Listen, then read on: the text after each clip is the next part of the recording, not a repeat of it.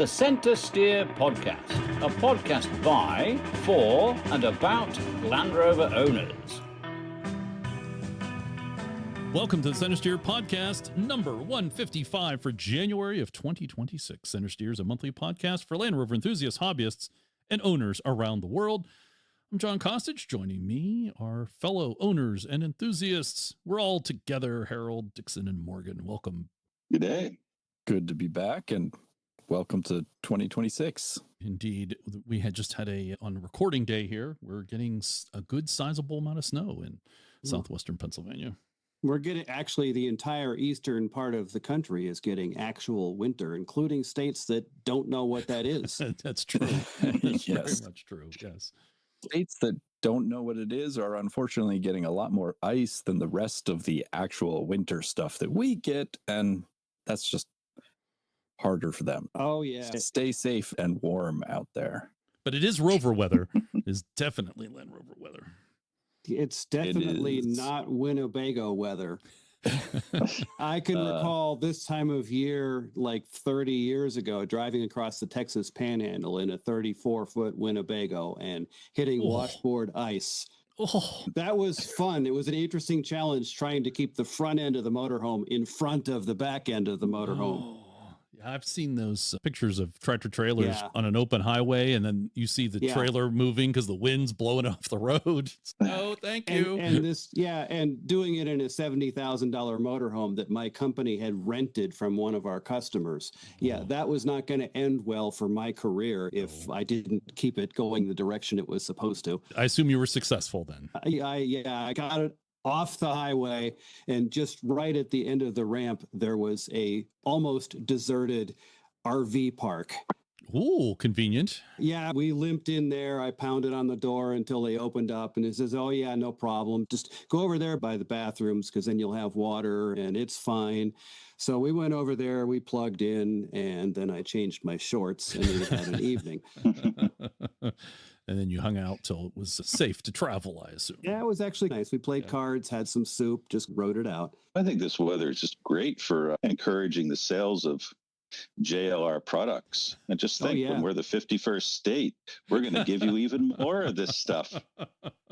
We're going to make Virginia just like Southern Quebec. Sharing the wealth. Oh, yes. We're not going to stockpile and hoard snow anymore. And when we run out of yours, we'll just bring some in from the 52nd state, Greenland. That's right. For the first podcast of 2026, we have the last of our live talks at MAR. We talk with certified instructors Eric Brown and John Brady on the importance of training for the trail. So we typically say off-road, but as you will hear, we should really be calling it on-trail or maybe just trail driving. And I think off-pavement is another acceptable term. Both John and Eric are with I4WD. Say that very quickly. Eric was an instructor with ANARC Stewards Training last year, so we thought this was a good time to share this conversation as the 2026 Stewards Training is opening up this month to active members of the ANARC member clubs. ANARC just has too many clubs within the name, and it's ANARC is a club and it has member clubs. I always get confused with. ANARC's an association. Call it an association club. But just refer to ANARC as the association. And the member clubs are all the clubs.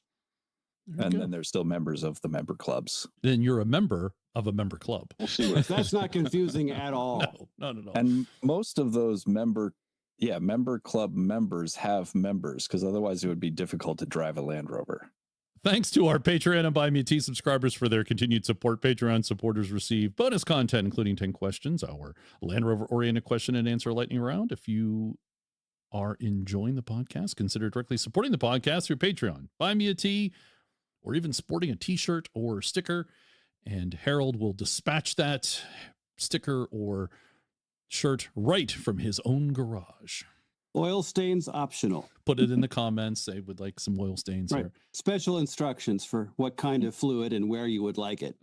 And now it's time for the North American Events Club calendar with our favorite person from above the northern border, Dixon. The first one, as you look out your window, if you're in the eastern United States right about now, is one that you're all now prepared for, the Winter ROM. occurring on the President's Day weekend, which I think this year is 13th, 14th, 15th, 16th of February.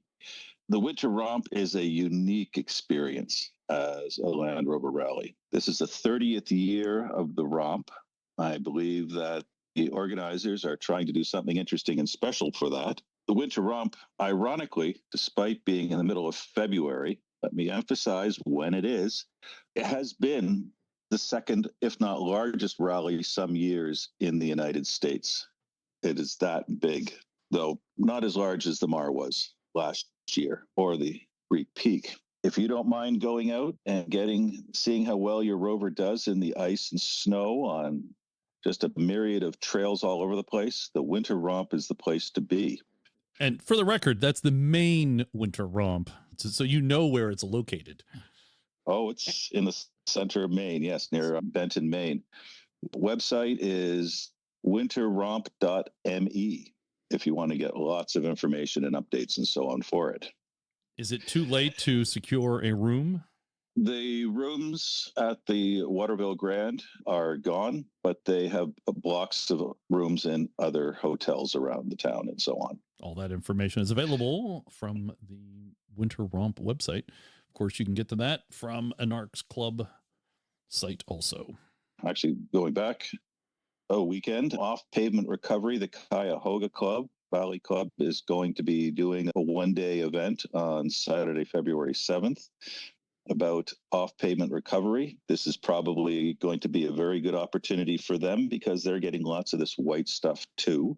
And that'll also be put on by one of our guests this month, Eric Brown. Yes, he is Trailhead 4x4 off-road. Oh, Friday, March 20th to the 22nd, Gulf Area Rover Romp number 2 is going to be going on. Details aren't out yet, but it should be in Robertsdale, Alabama, if you're down in that area. I understand from Charles that registration should open around the time we post the podcast. So if it isn't when we post the podcast, it will be very shortly.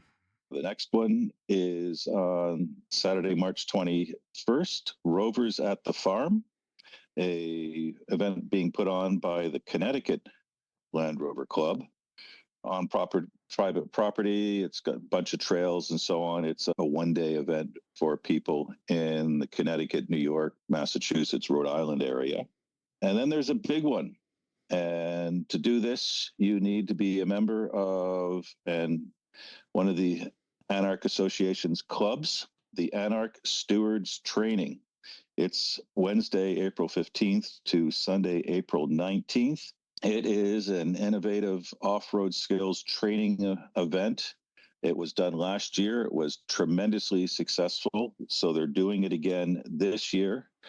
In fact, they're adding an extra day to it. It's a train the trainers format to it and so on, where the expectation is that you will go back and help others learn.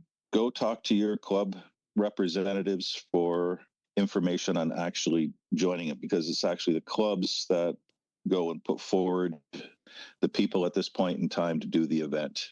And in fact, through some sponsorship, 3 clubs have been picked to go and send one person each to the training for free. That's a fantastic. It's a $1,250 registration fee for the stewards training. So that's a significant assistance. And it's not cheap, but that's high quality training for that money. The reviews coming out of the participants of descriptions and so on are just awesome. It is quite the training event. You do not have to take your own Land Rover this year. They will have Rovers available, other vehicles available for you too. So you could fly in if you are short of vacation time and don't want to drive your Series 3 3/4 of the way across the country, as an example. Or you don't want to be fixing it all the way there and all the way back if your truck is a little less than road ready. And just to finish off April, the Southern California Club is going to be having an East Mojave trek. Information on their website. And then the last is the Mendo Recce. It's a email list on the internet that dates back into the 90s. They're running their Joe Lucas Not a Rally, their 31st one, on the weekend of April 24th to 26th. So I'm guessing it doesn't happen at night. They sit around and they have big campfires. Because the gentleman doesn't motor about after dark. That's right. Unless you had a specially modified early Land Rover where you're using the carbide headlamps, the optional accessory. Which were not made by Lucas. Yes, they were. They did make carbide lamps. Okay. And they actually worked at night? It's a flame, so it does work. Well, I don't think they had Lucas, them in a 7-inch round size. Lucas would find a way to make them unreliable, I'm sure. If you want unreliable, the very first Lucas product was a bicycle light that actually hung on a leather strap from the axle in the front wheel. So right off the bat, you didn't have forward light. You just had it angling off to the sides. That was their first product. Brilliant. Yeah, that must have been fun in a corner, getting caught in the spokes. It was penny farthings that they were first used on. Okay, so. All right. Yeah, maybe. And to conclude, for those that are interested in just participating in a much longer journey, there's Pollyanna, which is over here. It's been residing in the JLR Mahwah headquarters, is going to be going on a drive from April 2nd to April 18th. I believe John more about that. Yeah, only because Bill Cooper has been feeding me information so that we can put it on ANARC's site. But yeah, it's a tribute run for Barbara Toy and actually using Pollyanna as much as possible.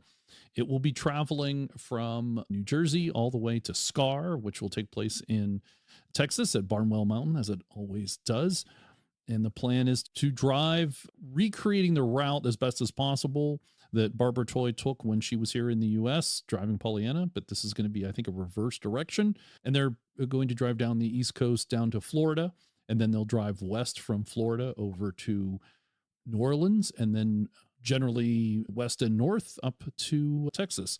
They'll be stopping along the way. There's some planned stops with other clubs, but you are certainly invited to come along for as much of the journey as you wish and celebrate Pollyanna as it travels the U.S.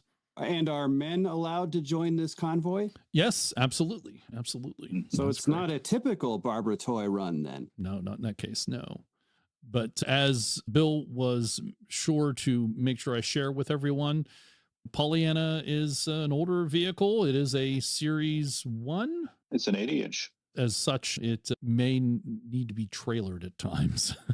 And you got to remember, it doesn't go fast. No, but they do want to arrive. Bill did say it is going to arrive at Scar. Scar is in Texas, and that takes place April 16th through the 19th. Same weekend as the Stewards Training.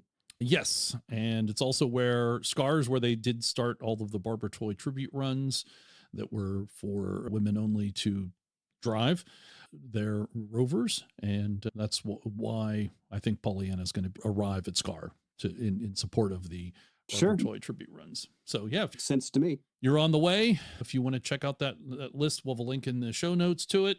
And Bill has definitely welcomed everybody to come on out and join Pollyanna. And the thing is also, this may be a long time before Pollyanna comes back, because it's going to then, immediately after this tribute run in Scar, it's going back to the UK. So here's your opportunity. If you want to see Pollyanna, this is probably your last opportunity for a while. Pollyanna's a 1950. Thank you. Yeah, Ooh, an early 80-inch.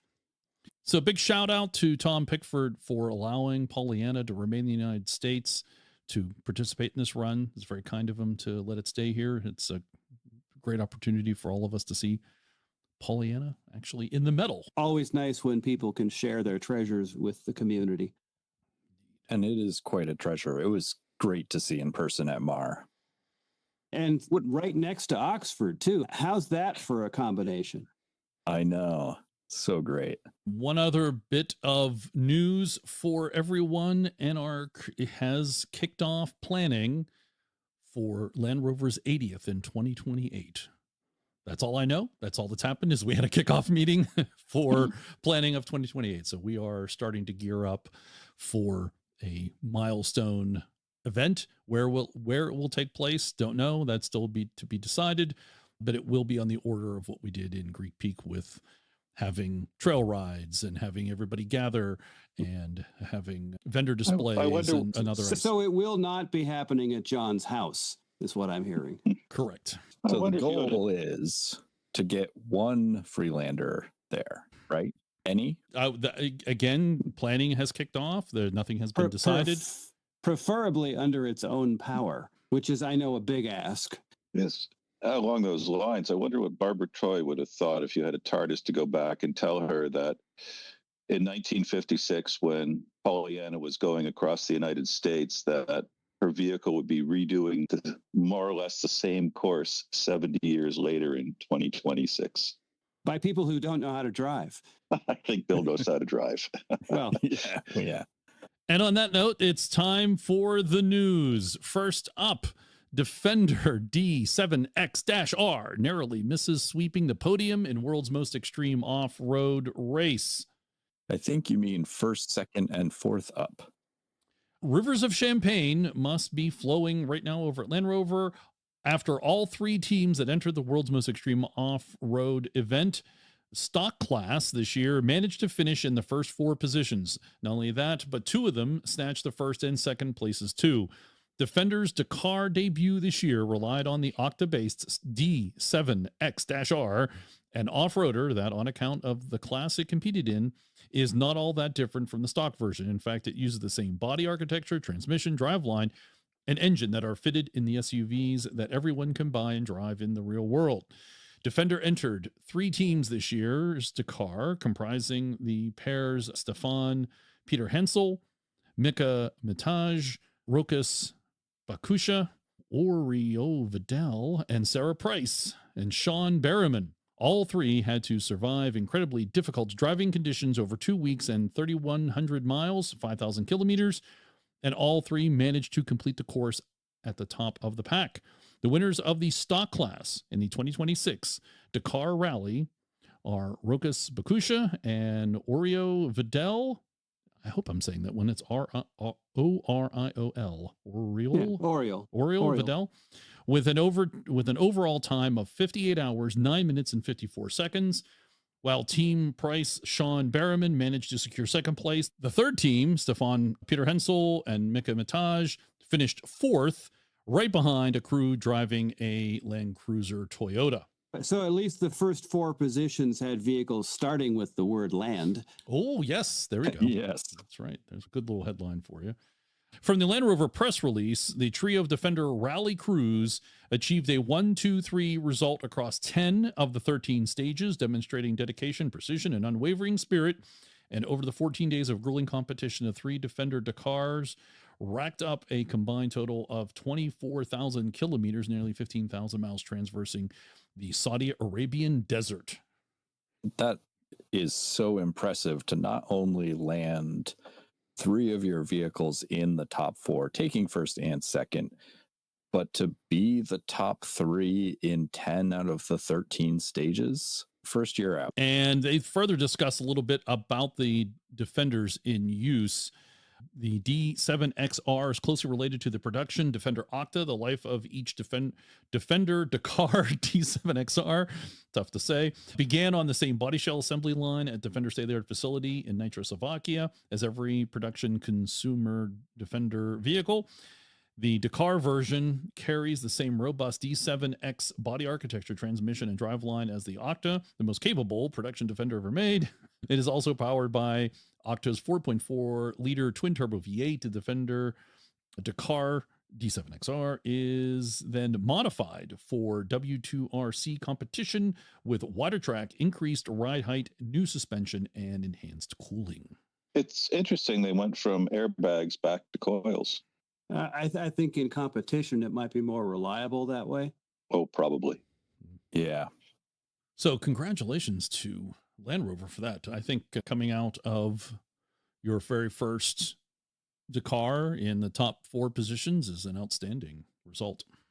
It reminds me a bit of the D-type Jag back in the day that narrowly missed sweeping the first 5 positions at the 24 of Le Mans. They finished first, second, third, fourth, and sixth.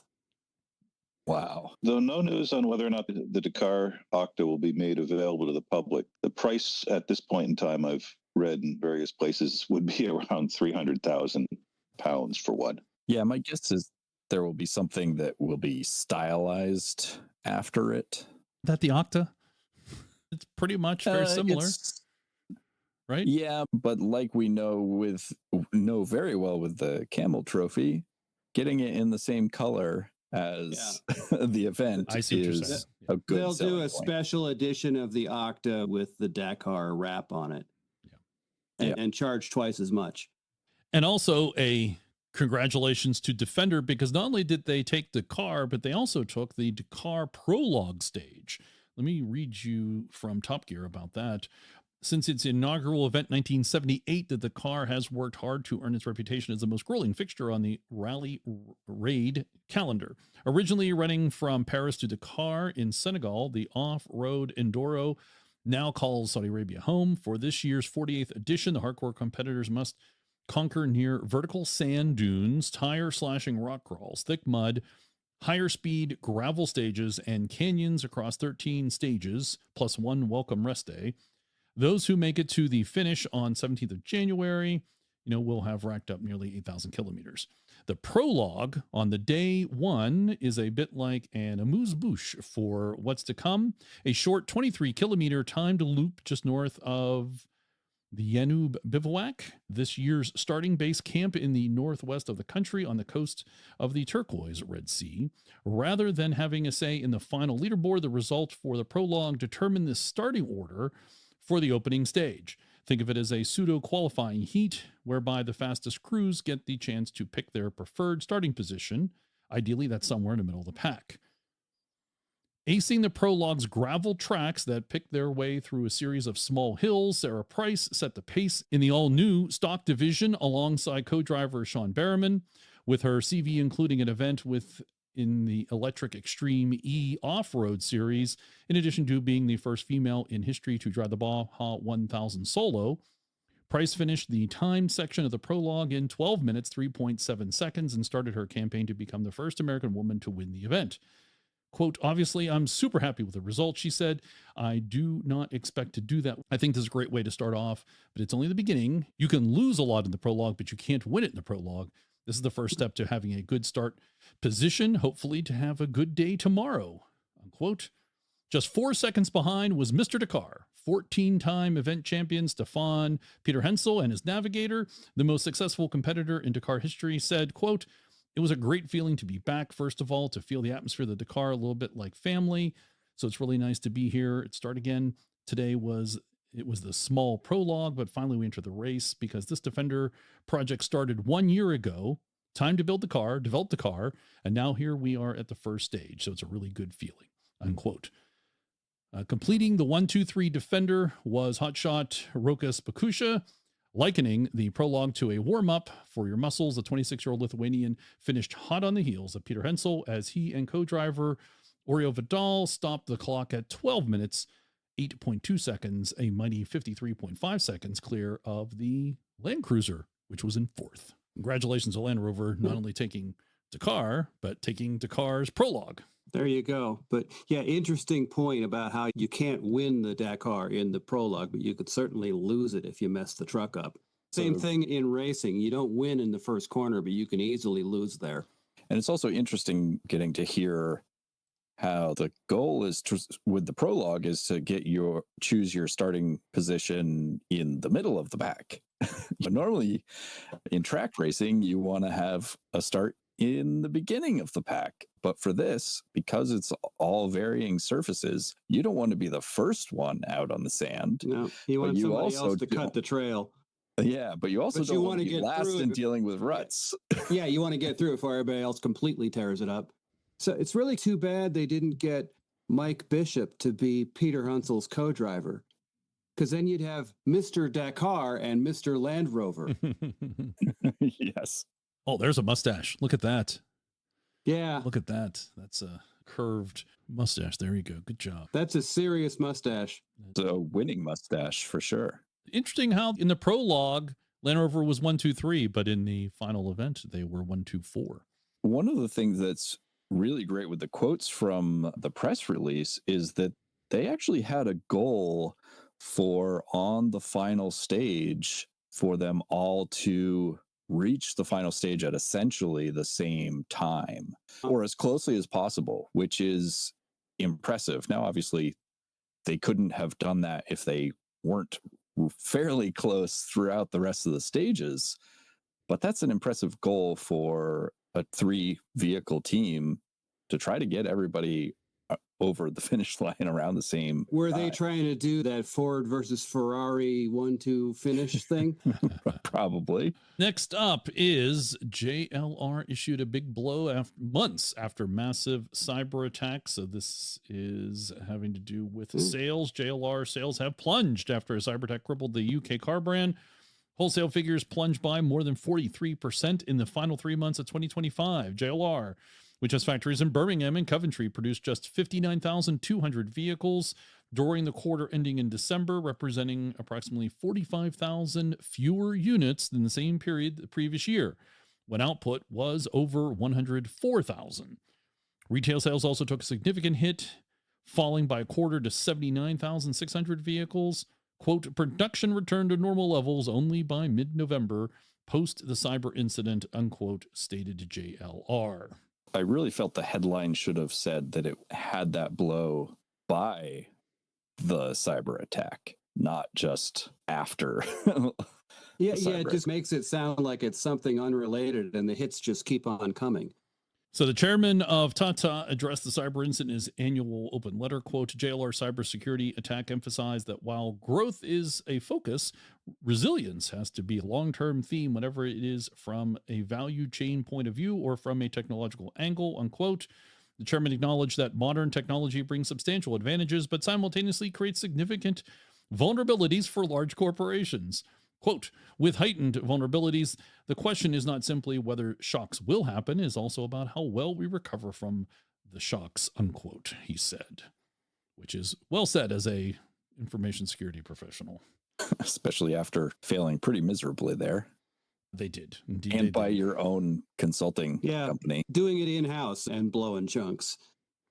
And further, the Range Rover Sport Defender model mix was 74.3% of total wholesale volume in the quarter 3, up from 70% and down from 76.7% in the prior quarter. That's right. Land Rover's on that weird fiscal year where it's 26 starts like in December or something. I always forget that. It's really most retail companies run on that fiscal period. And one final thing to note, the overall UK economy, I thought that was an interesting stat.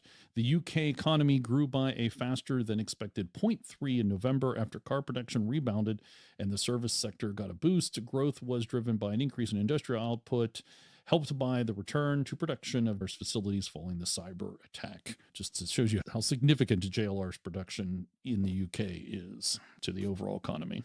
Yeah, and I think the vehicle manufacturing, UK vehicle manufacturing, was like a 25% increase, roughly. Yes. Big. Yep, there it is, yes. Part of November's rebound came from continued pickup in JLR's production, which drove the 25.5% increase in motor vehicle output in November. So that's a quarter vehicle production. JLR is a significant portion of the UK vehicle industry. And next, JLR selects WPP for global marketing communications. JLR has confirmed that it has selected WPP to handle its consolidated global end-to-end marketing communications account, subject to final contract negotiations. It would include media, creative, and other marketing services. The car maker spent an estimated $475 million on measured media this year, according to the agency research firm Convergence, and that is in dollars. That's $475 million. This is going to replace Accenture. It's funny reading these articles and seeing, they're basically finalized for this. We've got to wrap up the contract, and it's going to be quite a while before the contract is even figured out. And then they'll get started after that at some point. I can't even imagine trying to move an entire company's marketing like that. Of course, the interesting thing that they don't mention in these articles is JLR still signed off on whatever Accenture put out. So people that are upset about the JLR marketing, it's Accenture's fault. Not really. No, that was the higher ups. I think we know the name that ultimately put the stamp on that one. And so if you have a problem, you really need to go to a JLR person. Yeah, because whoever signed is the responsible party, but at the same time, you do want to try and get better advice coming to that responsible party. That is why most companies try to contract out. Sometimes it's saving, but usually you're trying to hire somebody who's better at something than you, more professional, more experienced. Or that has a different perspective that isn't clouded by your internal culture. Yeah. Next up, JLR's Freelander brand will see a global rollout starting with the Middle East in 2026. As announced in 2024, JLR and its Chinese partner Chery will restructure the Freelander brand as a standalone car maker with its own vehicle lineup. New information indicates that Freelander's EVs are now becoming more important and are set for imminent global rollout. The first overseas market will be in the Middle East as early as this year. Freelander EVs have been described as, quote, part of a new value creation system, unquote, which could be read as being more affordable than even the cheapest Land Rover models, which today are the Range Rover Evoque and the Disco Sport, both starting at $50,000 American.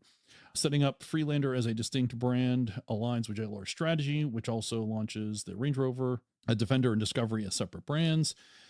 The newly established Freelander brand will start global expansion sooner than anticipated, with the first market being the Middle East. The first model is rumored to be a boxy 3-row SUV, roughly the size of the Defender 110. In Chinese fashion, the seat layout will be 2+2, hinting at captain's chairs throughout. And the new Freelander SUV will be underpinned by Chery's E0X modular architecture. So not based on apparently Land Rover architecture.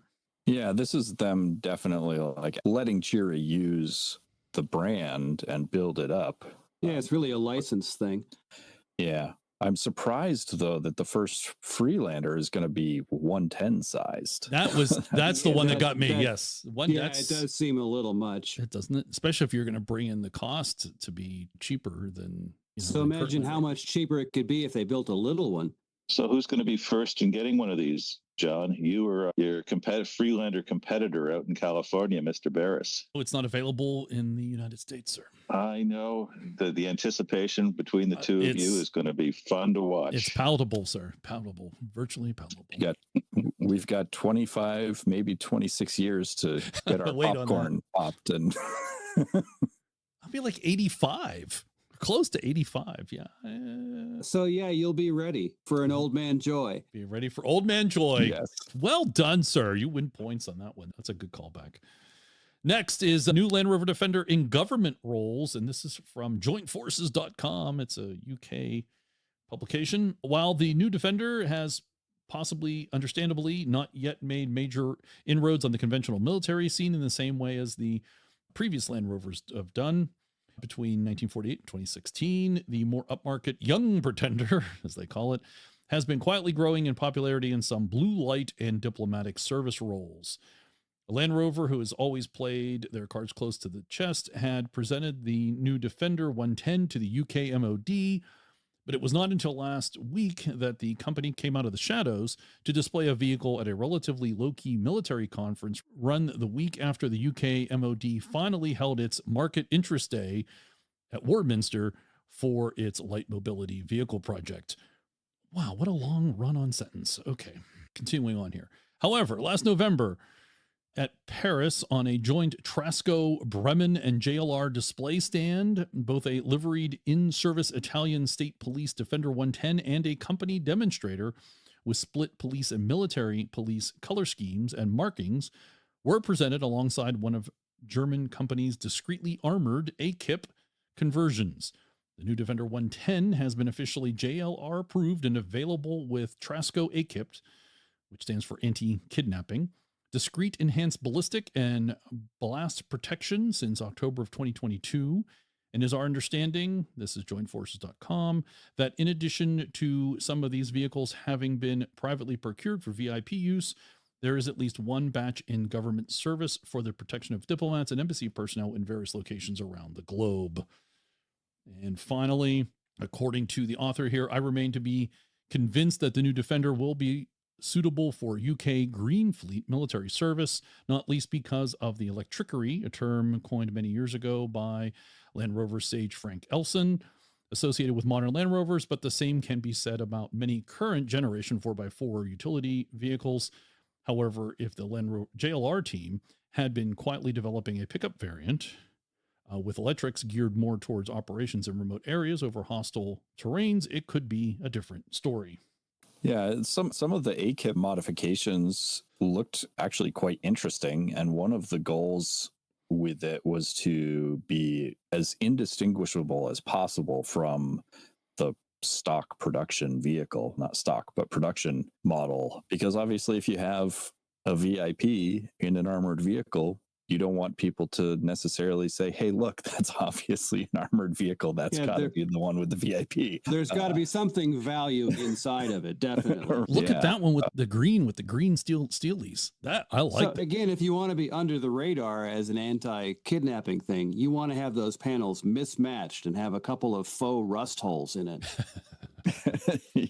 Yes. Yeah, there's some cool looking kit there. Oh, yeah. And this also harkens back a little bit to the conversation we had last month or the month before about the sort of bomb proofing of electric vehicles and how most of the manufacturers are like, no, we can't do it. It just is physically impossible. So it's interesting that they mention, hopefully JLR would develop some version that would better handle being an electric vehicle way remote, but it probably wouldn't have all of the sort of armoring that they expect. And next up, new Land Rover Special Edition models. Yes, there's more, are all about London, but they're not limited to the UK. So Land Rover continues to keep enthusiasts on their toes by unveiling 2 Special Edition models that are part of the Range Rover sub-brand. The crossover in question are called the 2026 Range Rover Velar Belgravia Edition and a 2026 Range Rover Evoque Hoxton Edition, and they are on the exclusive side of things. According to JLR, the 2 special edition versions of the aforementioned models embody, quote, distinct spirit of influential areas in the heart of the British capital, unquote. These draw inspiration from some iconic landscapes and traditions, and they pretty much follow the footsteps of the Range Rover Lindley Edition, which was presented in 1999 in Park Lane, making the brand's 50th anniversary collaboration with Savile Row Taylor, Henry Poole and Company. There's details about these. I'm not going to read it. If you want to know more about those special editions, feel free to go check out the articles. So if they're naming special editions off of the affluent neighborhoods and regions of London, how long until they come out with a proper Chelsea tractor? Now, one of the things that immediately jumps out to me at the marketing side of these new vehicle, like special edition announcements, is something that makes me think about the features we've talked about in recent episodes, specifically around sound dampening in the vehicles, especially the sort of technological noise canceling floor installations in some of the Defender and Range Rover models. All of those vehicles are shown on cobblestone roads. So I do wonder, here in North America, we have some awful roads, and really, that noise dampening would be helpful, but it's also one of those things where we say, why would anybody pay to have or really need that noise canceling? If I were driving around on cobblestones all the time, maybe I really would want that as a built-in feature. Yeah, perhaps. Bring it here to Pittsburgh. There's some really good cobblestone streets. We can check that out. See how that what that ride is. Although silencing yourself from the outside world, to what end? Like, you still want to know what's going on in the outside world. Is there a problem with your car, or you might get too close to somebody, or there's an emergency vehicle coming up behind you. And that's the thing about the noise canceling stuff. You can actually tune it to cancel out the road vibration, but still allow all the other like engine noises to come through. And that's fair. That's a good. Yeah. Good so I mean that part's potentially pretty cool. If you want the real tangent, in Norway, they've put stripes on the roads that actually play musical tunes from the tires going over the surface. If you're going at the right speed. We've got a couple of those in the US, but I think there's only 2 or 3. I can't remember exactly, but yeah. only plays tunes if you're hit at the right speed, or does it play different tunes at different speeds? No, it's like listening to the podcast at multiple X 1.5 or 1.8. Sorry, officer. I heard if you did this road in reverse at 75 miles an hour, you hear that Paul is dead. Yeah, there you go. Paul is dead. Next up, 2027 Land Rover Range Rover Sport. This is a SV facelift. So we're looking at a video of pictures of the Range Rover Sport. Is getting a much-deserved refresh in the latter half of 2026, making the newcomer a 2027 model for the United States market.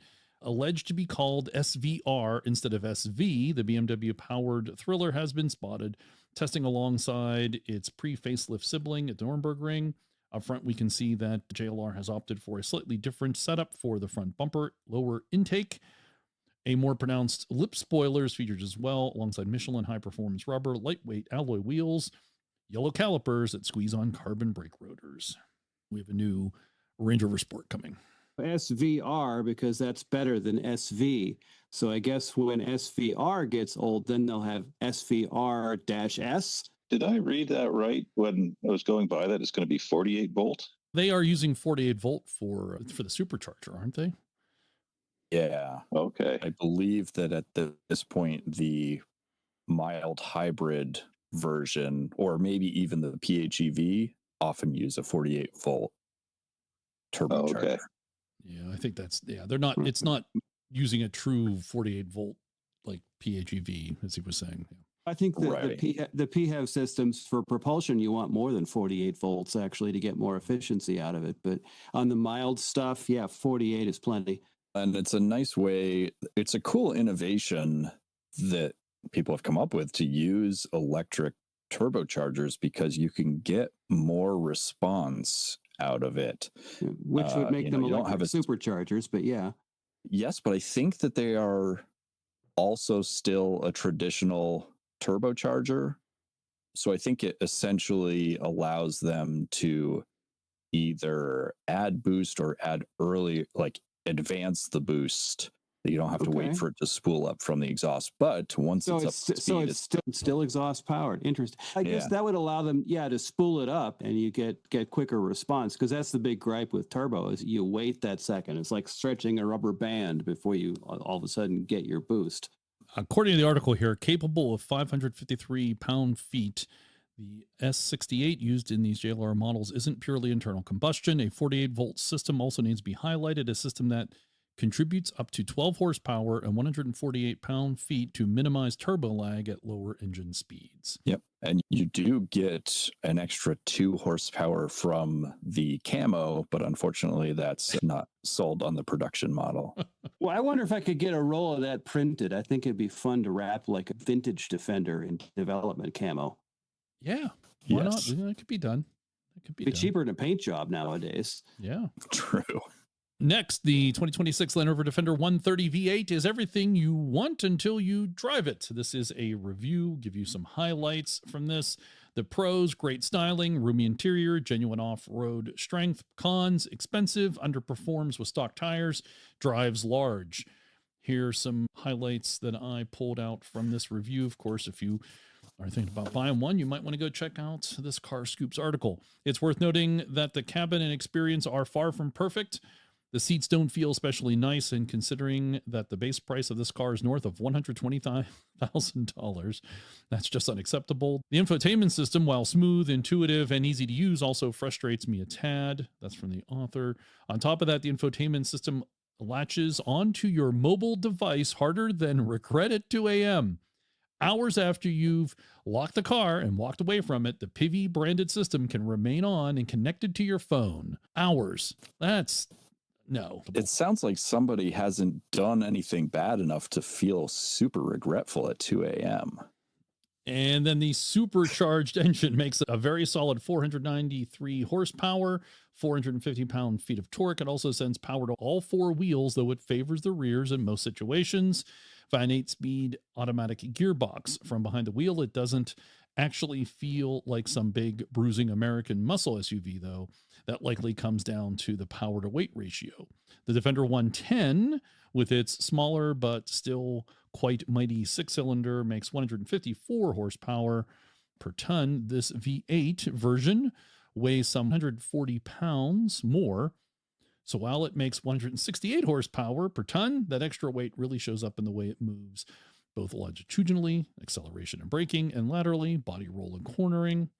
Interestingly, the 110 with its 6-cylinder actually makes more torque to weight ratio as well, so that plays another role in how differently these SUVs drive back to back. The V8 is unquestionably stronger, and while it doesn't sound amazing, it does provide a better note than the 6. This translates to a higher running costs over time. This is the least fuel-efficient version of the Defender.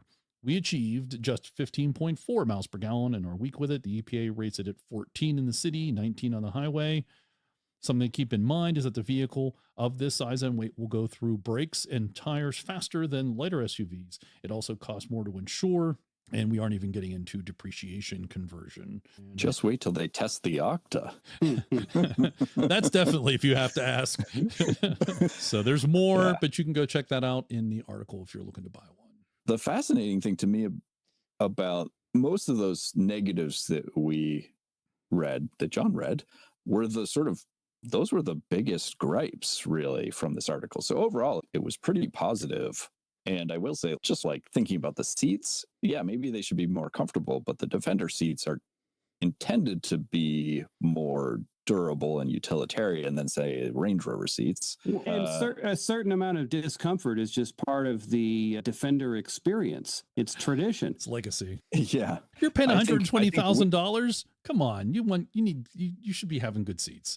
Complaints about the Pivi entertainment or infotainment system, the little part that you didn't read there, John, was that it was primarily that while the Range Rover shares basically the same system, but the implementation is slightly different, the biggest gripe was the ease of accessing the climate controls, which in the Defender, there are physical climate controls right there. Land Rover didn't make it as intuitive and easy to access those via the infotainment system. That's an interesting gripe, because that's obviously going to be such an individual preference. Once again, managing the climate control is a tradition with Defenders. Climate control? Yeah, the lack of being able to control the climate properly. Oh, it's very easy in a classic Defender to control the climate. You just get it does. Whatever's outside is inside. Right. Well, but you're not controlling it. Is the True. point. That's true. I was just going to point out, open the windows for climate control in a Defender.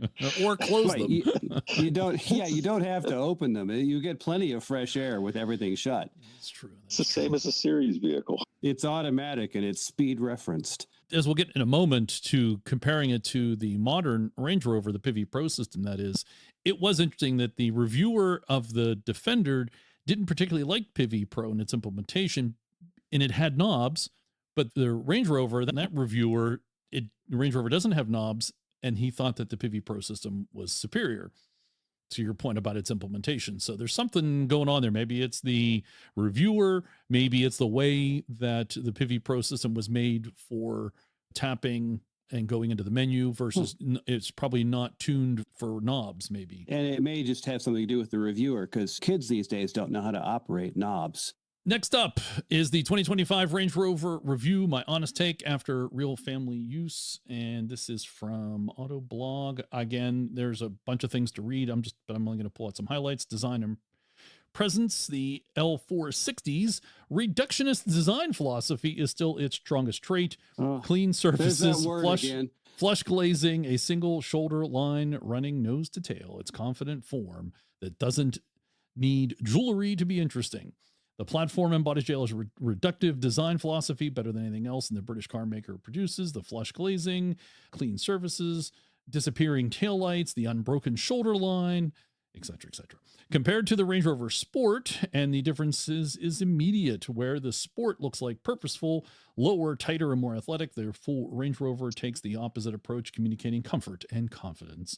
On the road or parked up, It exudes an elegance that draws attention. In a segment crowded with American chrome and German aggression, the Range Rover has an air of British charm and sophistication that is beloved here and across the globe. Technology and everyday use. I'm happy to report that the Pivi Pro remains one of the clearest and least irritating infotainment systems available. JLR made a significant investment to address what was a weak point of the last gen Range Rover and has clearly paid off. The interface is predictable, the controls are logically placed, and avoids the complexity that plagues many luxury competitors. You interact with it when you need to, and then you forget about it, which is what you want from a vehicle built around relaxation. Further, rear wheel steering is equally understated. It's good to remind people that the full-size Range Rover has rear wheel steering. Car parks, tight turns, and suburban driveways are a little easier than you expect in a long wheelbase SUV. We should remind people that it's not just rear wheel steering. It is four-wheel steering. You still can turn the front wheels, but the rears are going to help you. You're not driving a luxury forklift. Sure. Isn't it just a Chelsea tractor after all? Okay, sure. You want a rear wheel drive truck? I'll set you up, John. Rear wheel steering, I mean. So if you are looking to purchase a full-size Range Rover, you may want to take a look at that Autoblog review. I'm happy to hear that the entertainment system is better than the competition because, it used to not and it doesn't have knobs. That's the area where I think the reductiveness is very helpful, but that's my personal. Just had to sneak that word in there, didn't you, Morgan? You got to twist the knife a little more. Next up, the Land Rover Defender is officially Australia's best-selling luxury car in 2025. This is from bosshunting.com in Australia. Last week, we reported the very best-selling car in Australia for 2025 was the Ford Ranger, claiming top spot for the third year in a row. It was a year that saw a very slight dip in total sales numbers, with 1.2 million new vehicles being sold compared to a record-setting year in 2024, which was almost 1.22 million cars. Moving on to the Defender. The Land Rover Defender has been revealed as the best-selling luxury car of 2025, with the British-founded automaker recording an impressive 3,854 units sold, or a 20% increase compared to 2024. Rounding out the top three within the luxury segment was the BMW X5, which sold 3,600 units, which was a 16% jump, and the Range Rover Sport, which sold 2,300 units, a 4.5% increase compared to last year. So there's your Defender Land Rover news from Australia. Now, I do want to go drive that 90 that they've got in the photo. Isn't that sharp? On the Australian beach with the white steelies. Yeah, that's really nice. That's very sharp. Also, hopefully the sales will be even better this year because they can actually produce models. Resume manufacturing. Yeah. And next, let's go back in time to the concept that changed Range Rover forever, really Land Rover forever. This is also from Autoblog, and I will read some things from this. So this is Land Rover's first ever concept. Believe it or not, Land Rover never made a concept vehicle until the mid 2000s.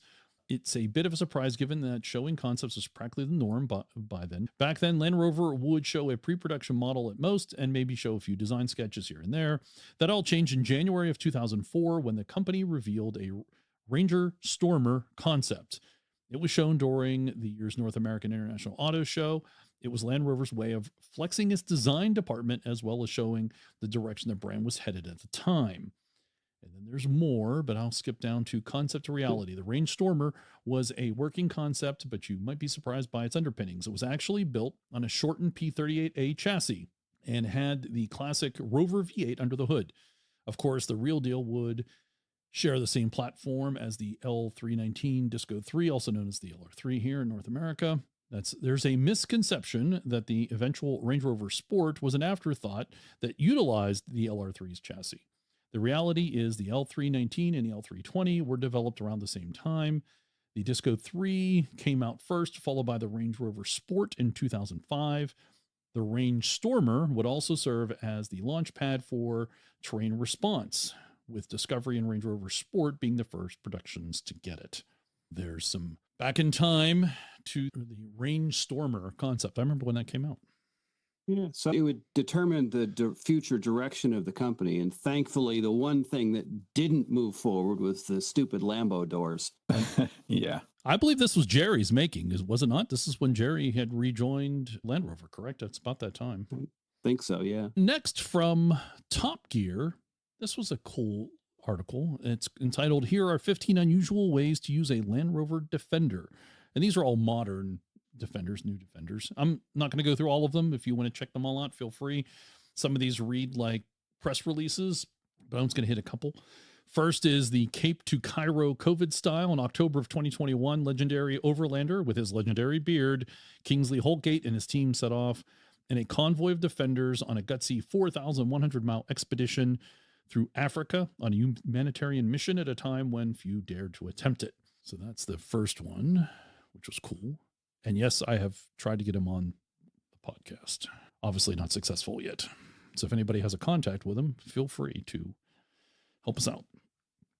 Next is on Red Alert, a specifically converted Defender 130 donated to the British Red Cross is on active duty North Wales, where phone signal was only marginally better than on the moon. Its mission, stay cool, calm, and connected in some of Britain's most off-road grid places. It's a neat looking, got that long stripe on the side there. I assume this is Welsh for emergency vehicle or ambulance. Well, it's certainly Welsh, but I don't know what it means. And then probably the best one, entitled Nobody Does It Better, Pop Quiz, what happened to the first Defenders to leave the production line? Answer, they were sent straight to the set of No Time to Die, the 25th Bond blockbuster, where stunt crews were ready and waiting to destroy them. Except they didn't, because despite battering them across the Scottish Highlands, chased by several motorcycles and a helicopter, in a sequence including aerobatic jumps and a barrel roll, the cars lived up to the movie's name. Best of all, and except for some extra safety kit, they were completely standard. Stunt coordinator Lee Morrison expected the Defenders would survive 2 or 3 takes. In the end, they went flying 7 times and still didn't die.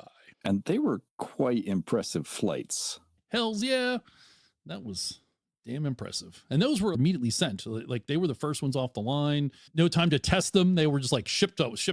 The stunt guys are going to test them just fine. Save a little bit of money on the test dummies. You got stunt drivers who are happy to do it. Well, stuntmen are basically reusable crash test dummies. Yeah, I think that they actually snagged those out from under the first few pre-purchases.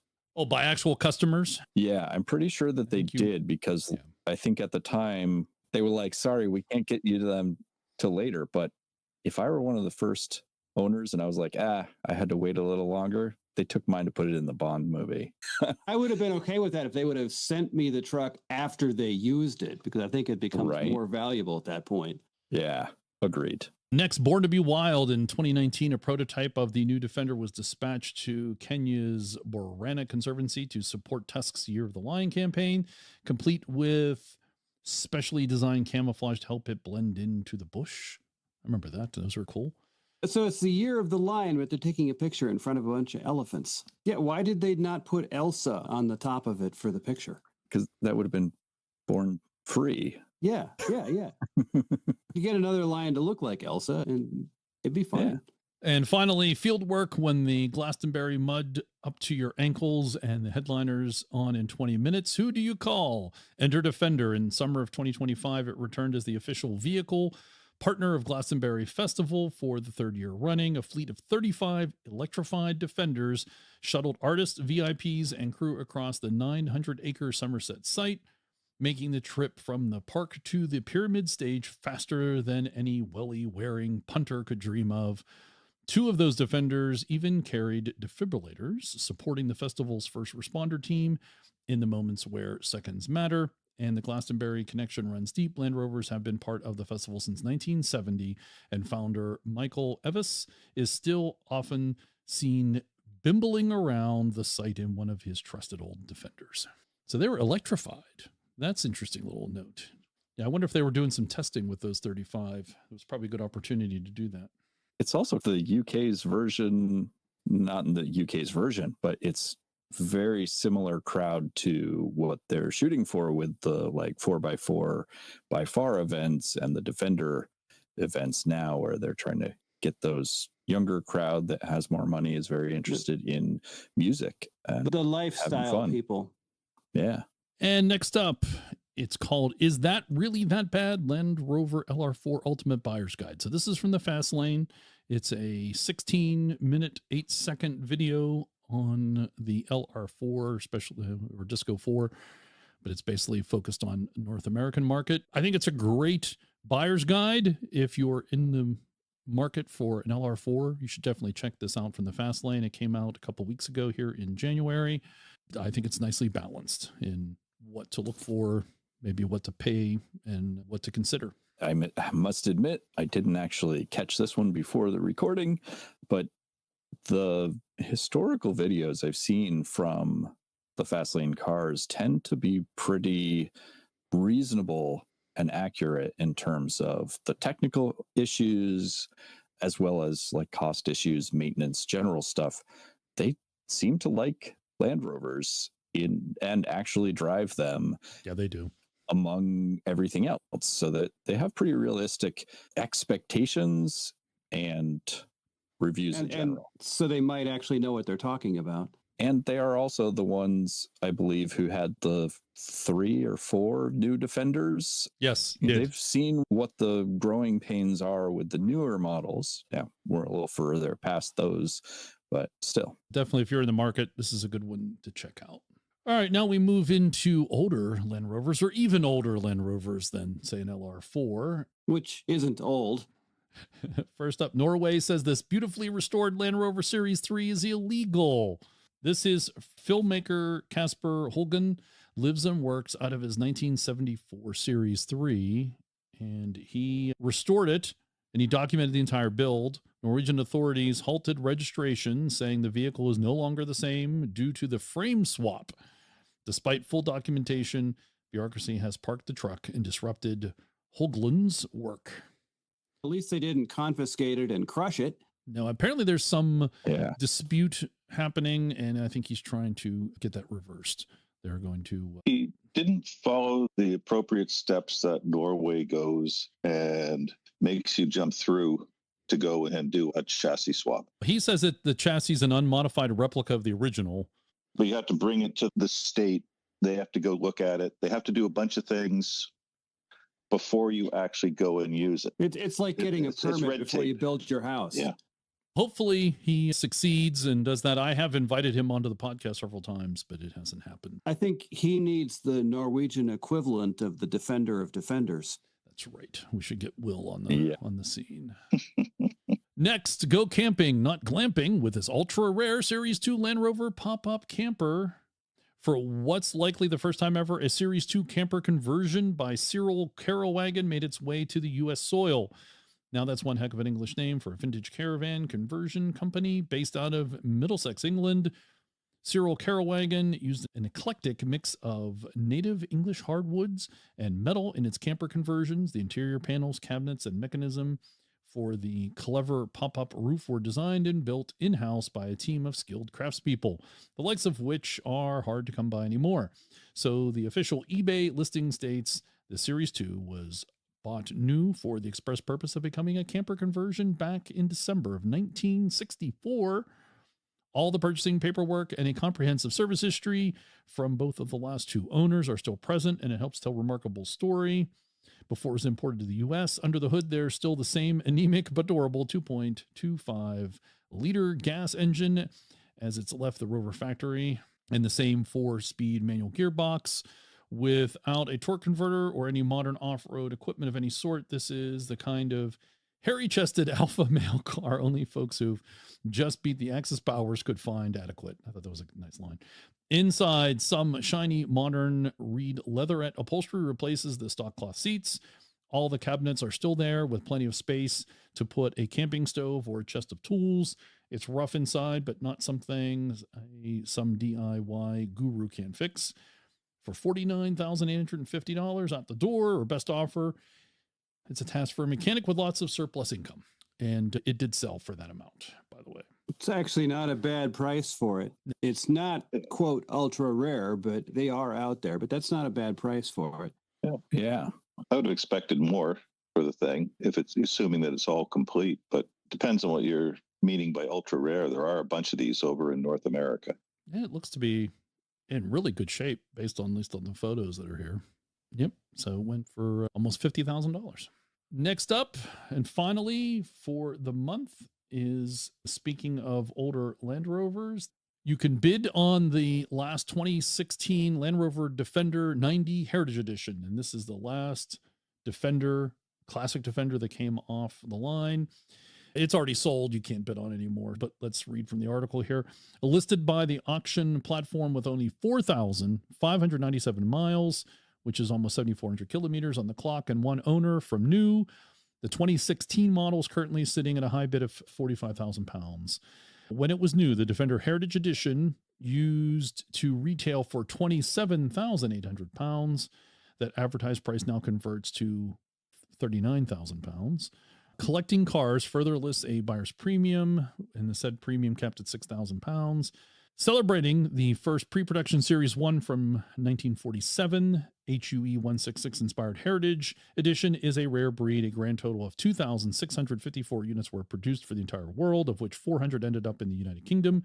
Finished in Grasmere Green, this fellow is accompanied by a detailed ownership log.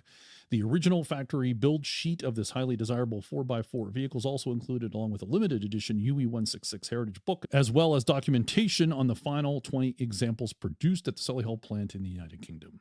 That is the last production off the line. It did, in fact, sell.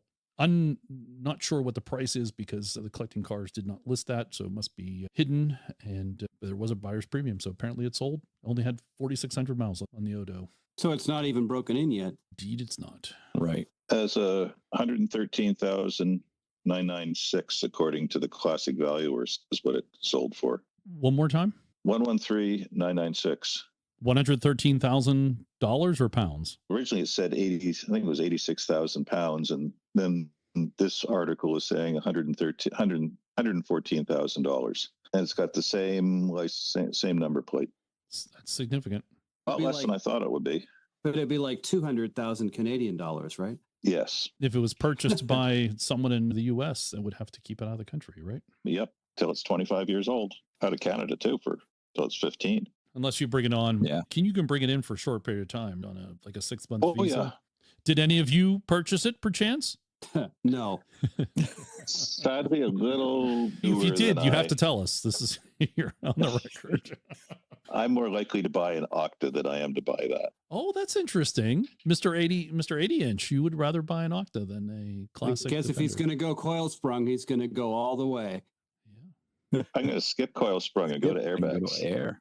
All right. But the point is, if you're going to be plush. I'm going to do plush the right way. And on that shocking revelation from Dixon, that's the news for January of 2026.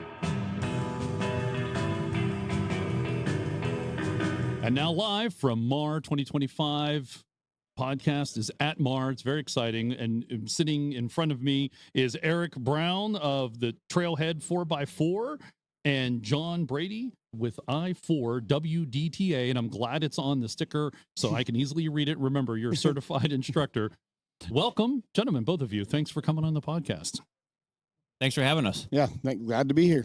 We want to talk about training and why it's important for when you want to go off-road, whether it's an old truck or a new truck. So tell us about the I4WDTA. And first of all, what's it stand for? I4WDTA stands for International Four-Wheel Drive Trainers Association. So it is a bit of a mouthful. We are international. So we do have the bulk of our trainers are here in the States, and there's 91, some of us. 91. But we do have trainers in Australia, in India, and Germany, and all over the world. But I think we have trainers on every continent except Antarctica at the moment. That sounds like a challenge.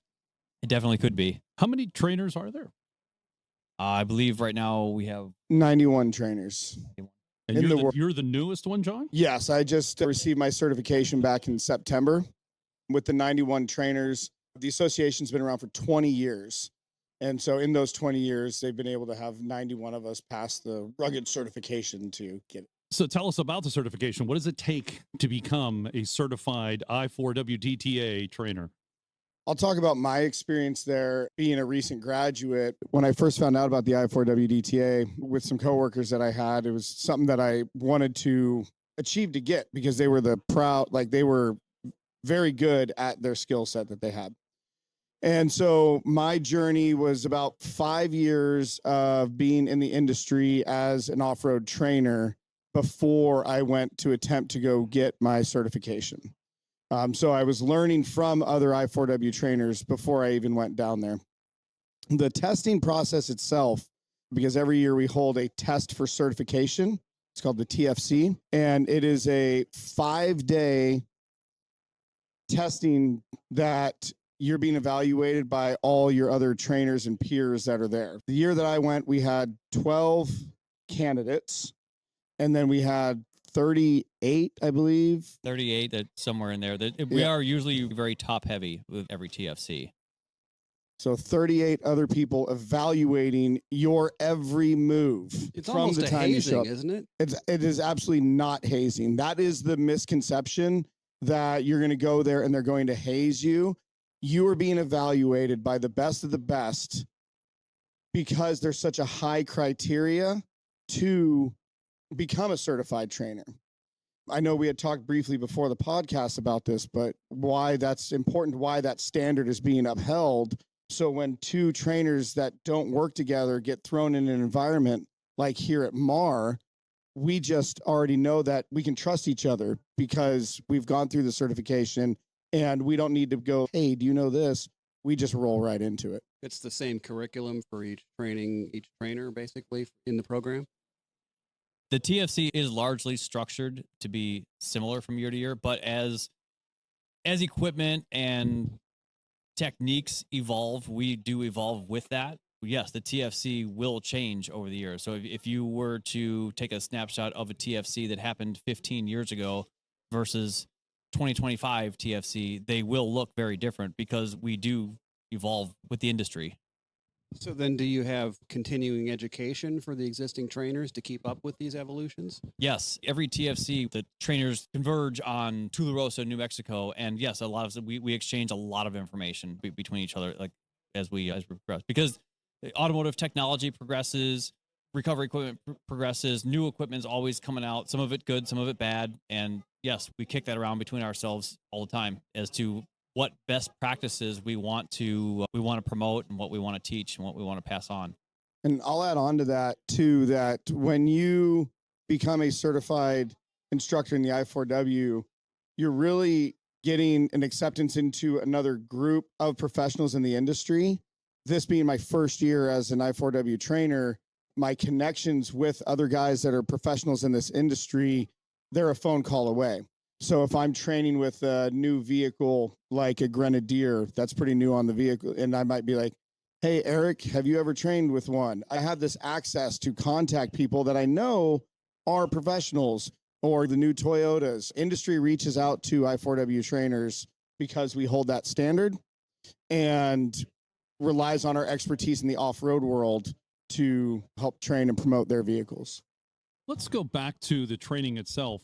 Is it divided into different sections? I assume that or what sections are there, or what kind of topics do you cover in the training? The whole entire, let's say, testing curriculum is divided up into various modules, which will cover anything from public speaking to automotive technology to vehicle recovery equipment to navigation. It covers the whole gamut. So yes, there are lots of different subject matters that are covered. It's a packed week. To jam all that into a week to get an idea of everyone's abilities and knowledge levels of all that subject matter it's a busy week. And while that's happening, this evaluation, all the evaluators are watching you these different stages, these different topics, and you're getting scored. Yeah. First, I just want to say that the TFC is not a training event. When you show up there, there's no training going on. You're being evaluated from when you show up for the candidates. So if my son wants to go through this training, if my son wants to go through this certification, he'll show up and he just has to do. There's no training on that aspect. The training happens on the cadre side, or the guys that are already certified. They're behind the scenes talking, swapping, doing the training. So when you show up to this certification process, you should be on your game. You have to be proficient in all those tasks. And that's what you're being evaluated on. So as I'm doing X. This guy, can I tell you guys a funny story? Okay. Oh, please do. So Eric was my cadre. We hate humor on this show. Oh, I'm sure you do. Okay. So Eric was cadre last year and I was a candidate. And there was a particular event going on. Eric knows my background being military. His background is also military. And it was a stress test. And it was not hazing. It was just a stress test. He thought it would be hilarious to start counting at me like he was a drill instructor and counting down to me and yelling at me every 2 seconds, telling me how I was doing everything wrong and I was not worthy enough to be there. And he just kept counting and counting. Yes, drill sergeant. Yes. And it was one of those things. And it was hilarious. And I at the time, I'm just just grumbling through it, and he pulled me aside afterwards and he's, you know what, I understood that you could handle that with my background. And I think that was our first bonding moment between him and I. Yeah. I don't think he liked me a whole lot before that happened, but he was the only one that I could do that to. And that was my assignment, was to stress some people out on that particular exercise. It was an exercise that was designed to not be accomplished.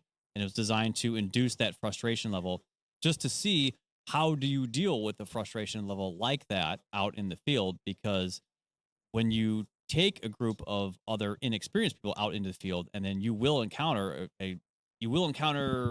situations that will induce frustration like that, how do you handle it? And how do you handle the group with their frustration levels as well? So that's one of the measures that we need to assess. To get to the, what do you call it? TFC. To get to the TFC, individuals do their own training.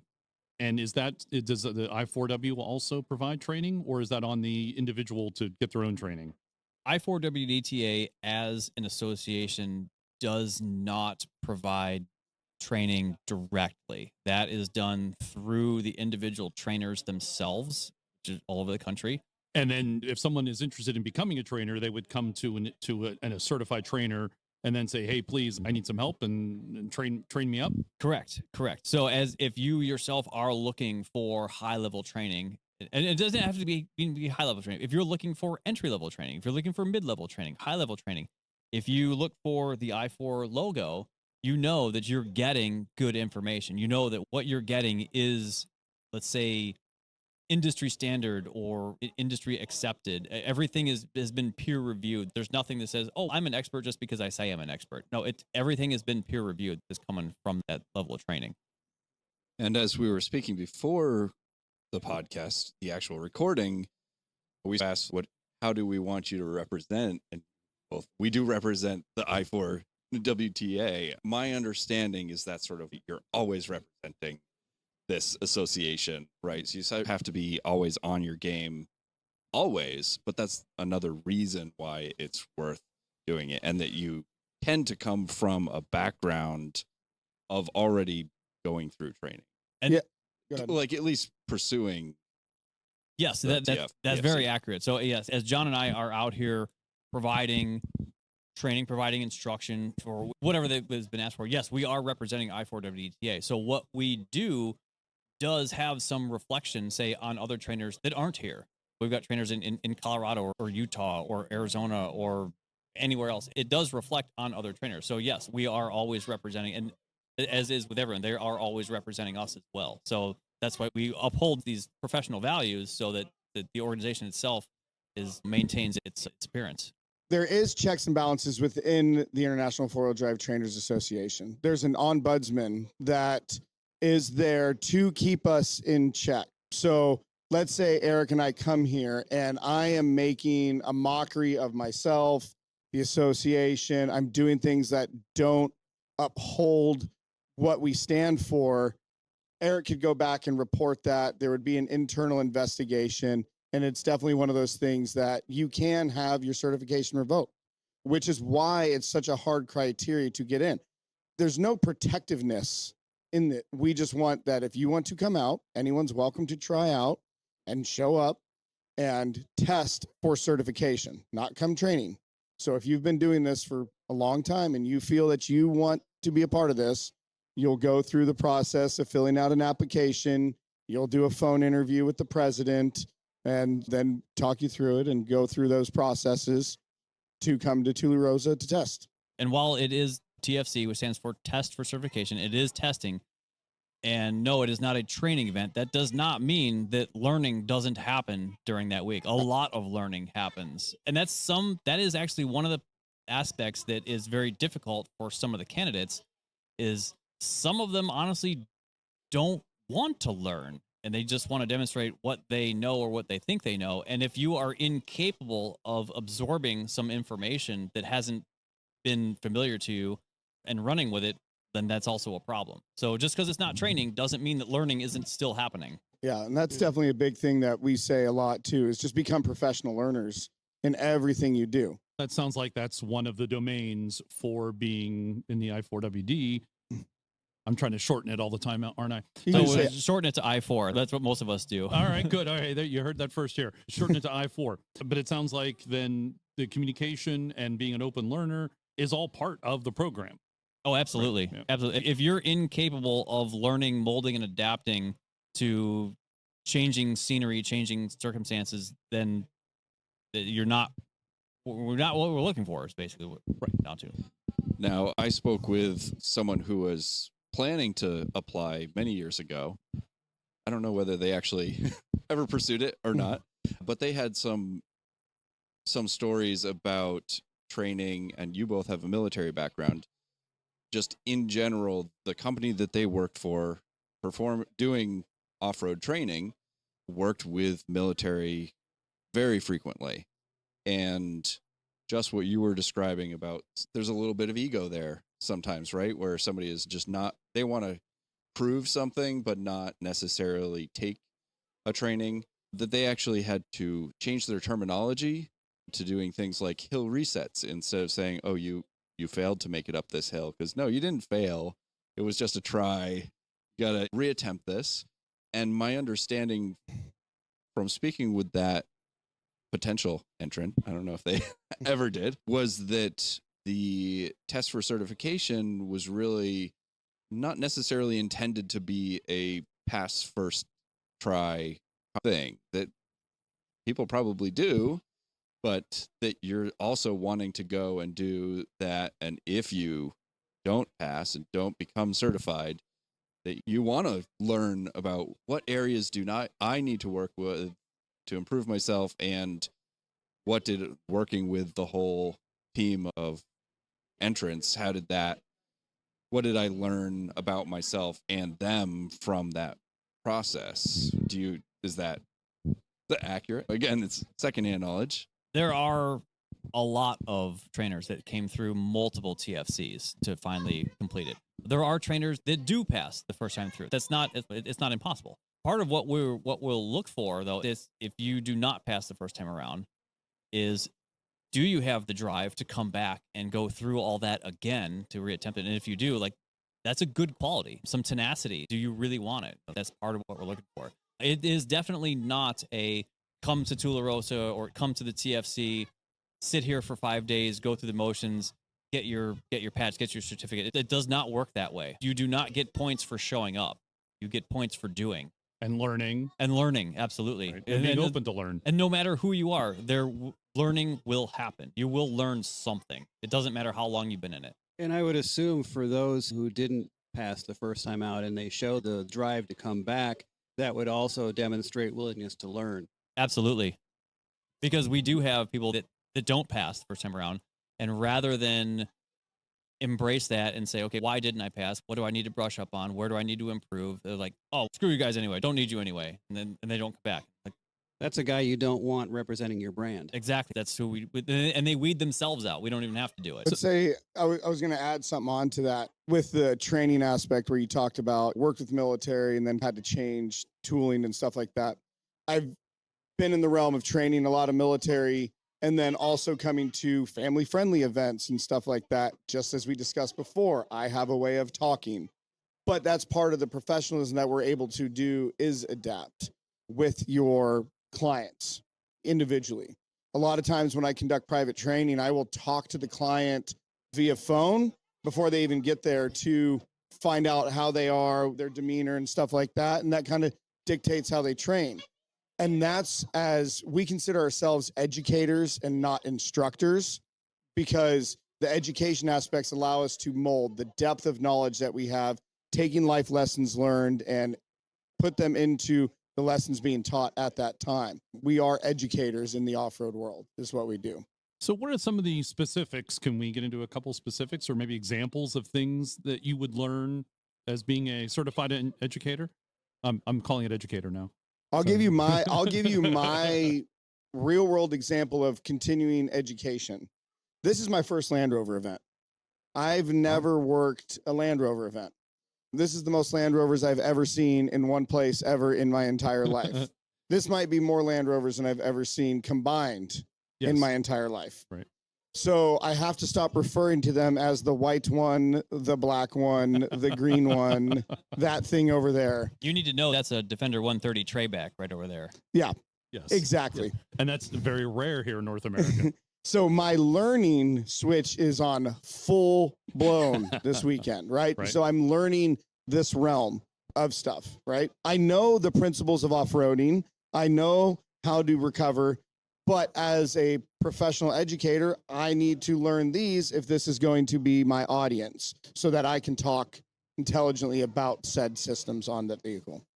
So that would be an example that I have for that. That is we've been talking for about 15, 20 minutes. It's the first time Land Rover has been mentioned, which actually is an important point to bring up because it is the International 4-Wheel Drive. It's not specific to any vehicle. It's not, or any mark or any brand. And it's not specific then to any technology either, because you have to know about leaf sprung and coil sprung and now air suspension, I assume. Like you need to understand all of those components and how they work together, right? Correct. And in addition to that, so we now have vehicles like Rivian. Like you need to know electric vehicles. How do they perform? How do their traction systems work? How do their suspension systems work? You know, how to clean the carburetor of a Rivian. Exactly. Very important, sir. You guys don't know how to do that? No, come on, it's in the owner's manual. That's because you're certified. Exactly. You know that. That's right. Yeah. It's actually easier to learn that if you know how to clean the carburetor on a TDI. There you go. that too. And again, nobody can know everything. We get that. But having a well-rounded base of knowledge is so important. We do have a lot of guys that will come through TFC and they'll be centered on one make of vehicle. Say they're centered, like their focus is solely on Jeep or Bronco or whatever, and they know nothing else outside of that realm. Again, not something we're looking for. If you can't at least visualize and identify some components on an FZJ80 Land Cruiser, then your depth of knowledge isn't deep enough. How are you guys on right-hand drive? Yeah, I got lots of experience with the right-hand drive. Yep. Just from my previous employment, I got to drive lots of right-hand drive vehicles. I love them. I think they're so fun. And why I like them, as nature intended. Yeah, the reason I like them is because it keeps you fresh.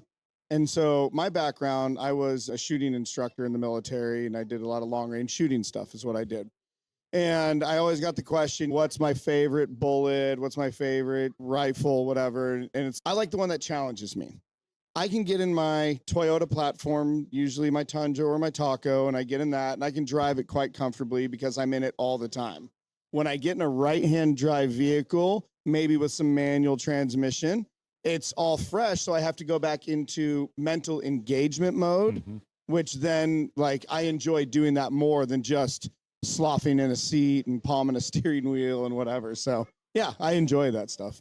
I've had a number of right-hand drive vehicles through my own shop, whether it be imported Defenders or Discoveries or even the occasional Land Cruiser as well, right-hand drive shop. It's fun. It's something different to shake things up a little bit, and driving them around and trying to navigate U.S. streets with right-hand drive vehicles is a different challenge. But when you come out to events like this, it's just things you have to be ready for. I would say about 5% of the vehicles that we had through our instructional course this morning were right-hand drive. I would say half of them, 50%, were manual transmission. So again, as nature intended. Exactly. And we do have people that will say, oh, manual transmission's a dying art, something that we shouldn't concentrate on anymore. Absolutely not. This event proves that you absolutely cannot, because if you yourself cannot drive a manual transmission or are unfamiliar with how they work, how are you going to instruct someone how to drive an obstacle course with a manual transmission?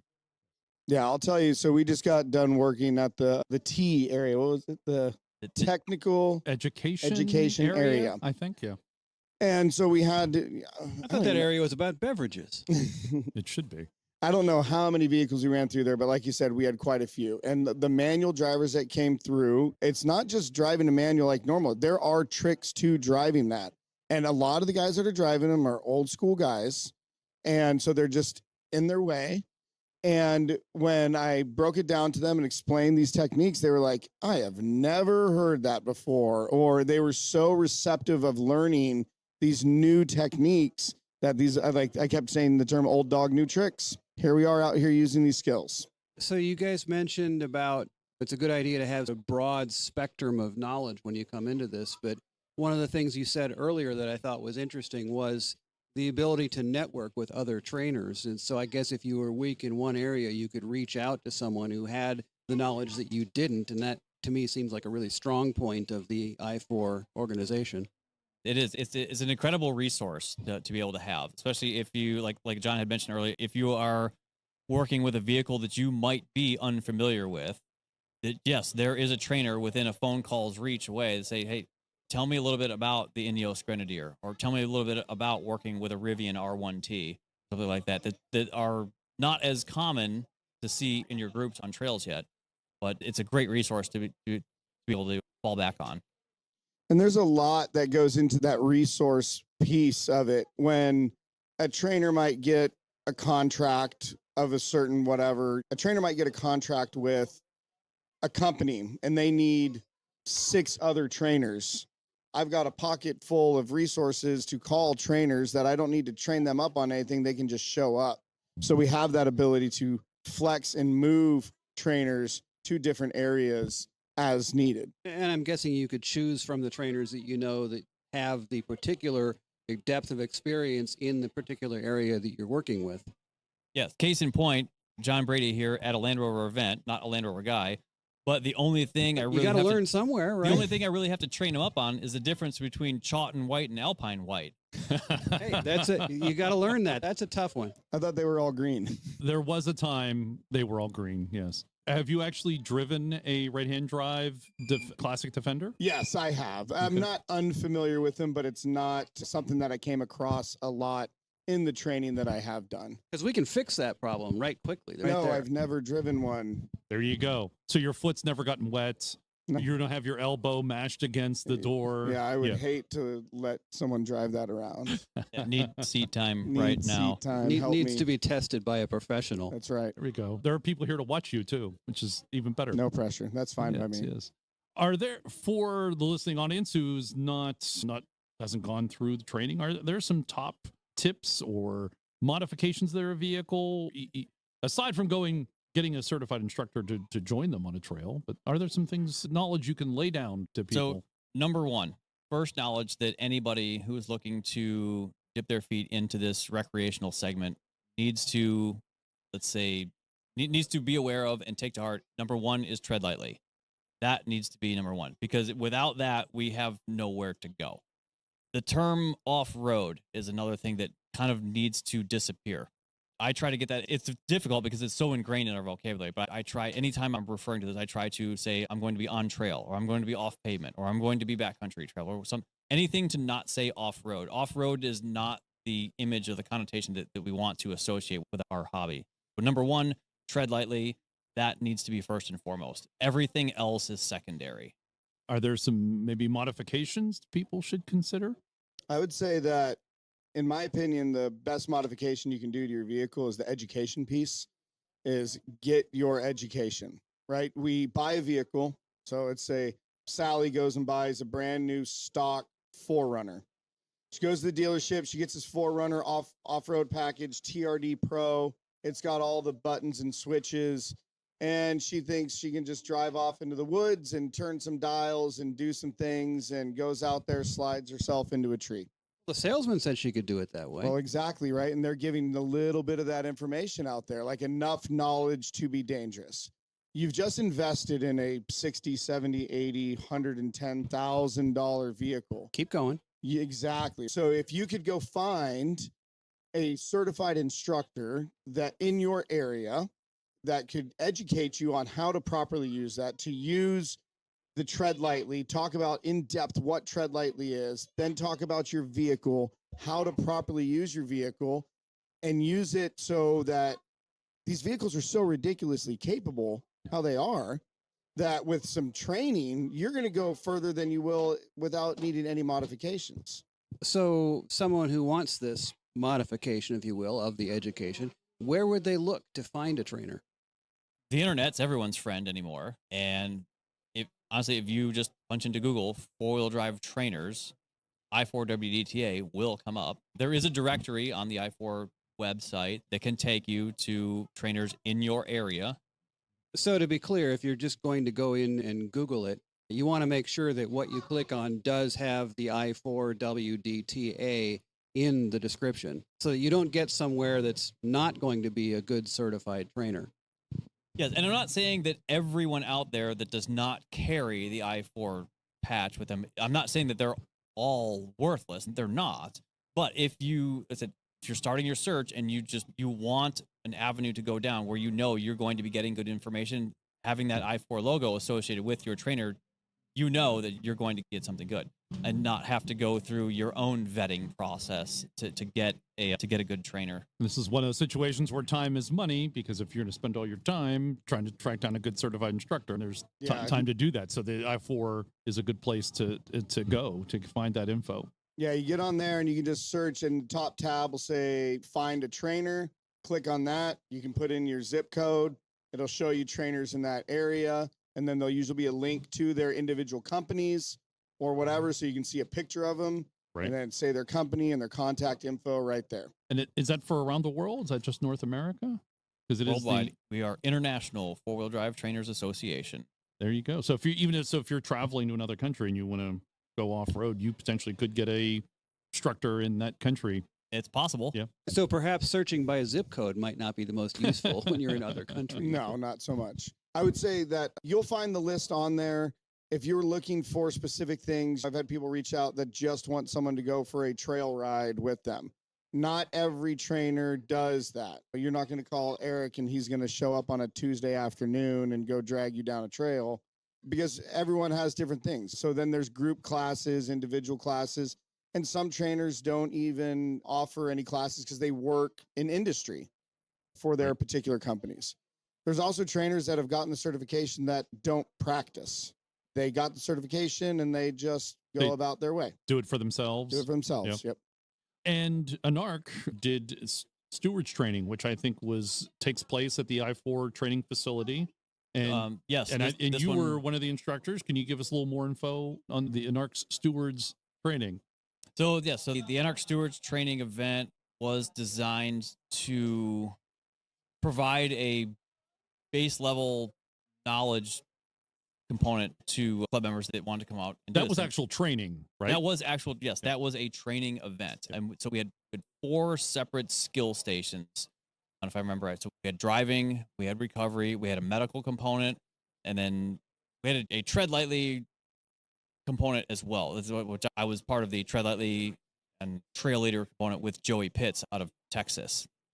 So that was my station there. The medical component, that's not something that we do at TFC necessarily. We do require a Red Cross certification to attend TFC, but that's not something that we test on there at all. The medical component was provided by Truck's wife. Yeah. I'm drawing a blank on the last name here. But that was requested by ANARC to include that. But we were able to accommodate because we have members that are fully versed in all sorts of other skill sets as well. I didn't get a chance to go, but it was certainly very successful. And ANARC is looking to do again for next year for 2026 and have that as being actually a continuous training activity. Yes, as far as I know, it is already scheduled for April of 2026. The dates are on ANARC's website. How do I know that? Oh, because I manage the website. Anyways, little side note. A little bit of self-serving plug there. Sure, self-serving for ANARC. Yes, go out to ANARC and you can. The training's already for 2026 already been posted, and I believe that's going to open up. I think in November. I think the registration will open up. Is that right, Dixon? That sounds about right. Yeah, Dixon's off mic here, and he's agreeing with me. So that's good. Thank you. Dixon's working the back office today at CentreSteer. So you guys, it sounds like you're always in continuous education, like you are, John, coming here, learning about Land Rovers for the first time. Welcome, by the way. We appreciate having you. That's great. Glad to be here. Thank you very much. That's pleasure. useful training, by the way. Do you guys have time to do anything else? It sounds like you're always learning and educating yourself. So most of us in the I4, just by nature, we're those Rolling Stones that don't gather moss. So we're always doing something. Myself, I've been running my shop, Trailhead for I4, for 20 plus years now, a Land Rover specialty shop. I also teach automotive technology at Stark State College in Canton, Ohio. So again, that's some of my continuing education. So I get to stay up on the latest and greatest in automotive world as well. What does your company focus on? You do restoration, or? I don't do restoration. I specialty work on older Land Rovers. I primarily specialize in the 80s through mid 2000s era stuff and some other weird things as well. I don't do Jeeps or any mainstream stuff, but I have customers with other odd things, G-Wagons, Volvo C303, that type of stuff. Unique things to North America, I take it? Yes. Right. Cool. Do you drive a Land Rover? I have many Land Rovers. He does not drive a Land Rover. That's true. You need to have multiple ones. This is something you learn, John. You need to have multiple Land Rovers because one will work. That's what I was going to say. Out of those, I'm guessing one works and that one will fix the other one. The more you have, the better your odds are. Exactly. They're like potato chips. You can't have just one. However, it's not unheard of that all of them are inoperable all at the same time, and that does happen every once in a while. That means you don't have enough. Well, that's usually what happens is I just need to go get another one because I need something to get around in. Do you have a preferred one? So as far as I'm concerned, peak Land Rover was the Series 1 Discovery. And I have a 97 Series 1 Discovery that I absolutely love. And as far as I'm concerned, that was peak Land Rover right there. That's as good as it got. Stick? It is not. It's the ZF 4-speed. Nice. Have you outfitted that for being on the trail? I think I said it right? Yes, it is outfitted to be on trail. Mild suspension lift, a couple inches up, a little bit bigger tire, bumper and winch mount, but nothing crazy. It has nice road manners. It's a good car to use every day, and it's just very nice to drive. And it's still with us, even though you live in Ohio. Oh, it absolutely is. Yeah, it came from Virginia. It came from Richmond area. I got that probably 10 years ago. So it was spared a lot of the road salt. And since I've had it, it does hibernate in the wintertime. So it's been spared road salt since then too. So it is a very nice, clean car. Yep. I try to keep it that way as much as possible. Yeah. Excellent. Excellent. What about you, John? Or do you have a day job or outside activities? Yeah, so I'm retired military, so that provides me the opportunity a lot to focus on what I want to focus on. That's how I got into the off-road teaching industry, is I needed an outlet after I retired from the military of doing. I worked for a company that trained the military a lot, and so it was an easy transition for me to still be around like-minded individuals and peers. And then I got to teach off-road, teach on trailing. Yeah, don't say off-road. I don't want to say off-road. He's giving you the eyeball here, right? You got to be careful. But he may make you do an extra 20 push-ups for that one. Yeah, exactly. He's going to start counting down on me again. So yeah, it allowed me to teach the art of off-roading and allowed me to just stay in this realm. So it's very much my mental health and therapy of doing being outside and being in vehicles, things like that. So what I'm doing now is I'm currently working on an endeavor that's going to come out in 2026, breaking off on my own, running my own thing. So I'll announce that later on. But right now, just networking, meeting people, continuing to build my knowledge base, meet awesome people, and do fun stuff outside, play with trucks and ropes in the mud. So when you buy your first Land Rover? Yeah, I got to have one of my Toyotas die first. That could be arranged. Yeah. Yeah, I was born, so I got into driving things out in the woods. Now I'm going to be all self-conscious about that, right? Yes. So driving things out in the woods. The very first vehicle I ever drove was a 1974 Toyota Land Cruiser FJ40. Ooh, nice. My Aunt Lori introduced me to that when I was 13 years old in Northern California, where I'm from, and we were driving it around. In 2008, she passed. And my uncle called me up and gave me the Land Cruiser. Nice. So I still have that Land Cruiser. That's really sweet. That's great. It's currently Land Rover status, so it doesn't run. But yeah. So did your Aunt Lori drive it? Was that like her daily driver? Yeah, that was her vehicle, Wow. and that's how she brought me down to San Francisco. I learned to drive on the streets of San Francisco. That's very special. Yeah, it's an amazing vehicle. I still own it. In all seriousness, it's one of those things that's not going to go anywhere. No. And so I've been hooked on the Toyota brand forever. I have a Tacoma and a Tundra. Those are my vehicles that I get around in and do things with. But yeah, my heart is all things outdoors and trucks, and I love them all. Just not as versed in everything, but I'm continuing to learn. So that's what I do in my spare time. That's wonderful. That's wonderful. Keep your eyes open. You might leave this event with your first Land Rover. Yeah, you're not wrong. There is some sweet rides out here. There's a few that have got for sale signs on them too. Did anything catch your eye? Oh, Ignore anything Dixon says. Dixon's off mic saying there's a Freelander around. That's a whole other conversation, sir. But Freelanders, I don't think that would be a nice thing that would to do not to be this, for him. this That's not gentleman. his first Land Rover. It should not be his first Land Rover. But has anything caught your eye? Oh, what was that one that I saw that I liked? It was that military one. You called it. Oh, there was a lightweight floating around down here somewhere. Lightweight, which is misnamed, by the way. It's actually not lighter than the original. Okay. We just call it that. They just call it that. Actually, that's a nickname anyway. The Is it a official nickname? name is Airportable. Oh, I thought it was always called the lightweight, but they made it so that it could be transported in a plane. So they made the sides smooth and a couple of And they made it so that a lot of panels could be removed and stacked on a second pallet. Nice. Yeah. Yeah, and a couple of the 90s. I like the shorter 90s wheelbase. are pretty cool. Yep. There's some like I don't even know what years they are, but there's some cool ones out here. I'm still learning them. Do you know I'm what definitely 90 enjoying. means? Do you know what Yeah, 110 wheelbase. means? All right, Right. good job. Yeah. All And then right, the 135 door. That was the one that went in the bog. Oh, that was the 109 5-door. 109 5. Is that the one that went in the bog? That is, yes. Oh, we worked the bog on day one, and that was a riot. You should know that the 110, 90, and 130 now is just a model name. It's not actually wheelbase anymore for the modern Defenders. I appreciate that. The The more little I bit of know, info, yeah, exactly. The more you know. There we go. That's exactly it. In fact, we spent this whole event going, is that a 130 or is that a 110? Because all it is just a couple extra inches. It's not even 10 inches, 20 So inches. we all need just a couple extra The new inches. 130 and the 110s actually have the exact same wheelbase. It's Yes. just, 119.8 inches. Yeah, actually, I was given a new Defender, 119.8 now. There you go. Yeah, That's what we should so- call it. There's a Defender 119.8. There is the loaned one. 119.8 and the 119.8 XL.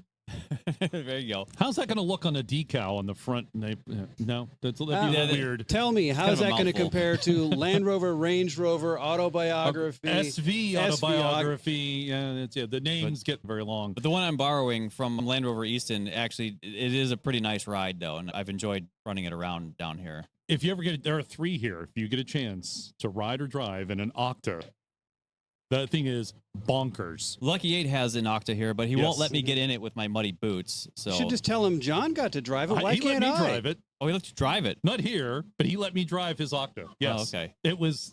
That is bonkers. And if absolutely he'll bonkers. let John drive it, he really should let anybody. I used to own a Freelander, so yeah, it's just the way it goes. So the I4WD, that was started by Bill Burke, wasn't it? It was. Yeah, Bill Burke, friend of the show. I've had drinks with Bill. He's a great guy.